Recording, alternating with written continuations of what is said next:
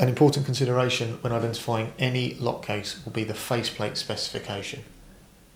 Faceplate spec will generally consist of the overall length of the faceplate. With this lock case, the overall length would be measured at 235 millimeters. The overall width of the faceplate, in this lock case, that would be measured at 25 millimeters of width. And a description of the ends of the faceplate as to whether they are square or flat at the end, as is the case here, or rounded or radius faceplate ends, as is the case with this lock case, with its rounded ends.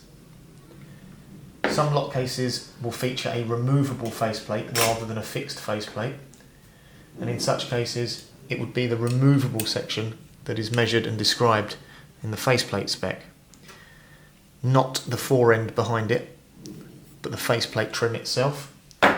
In this case, this faceplate trim would measure at 159 millimeters of overall length and 25 millimeters of width, with flat or square ends.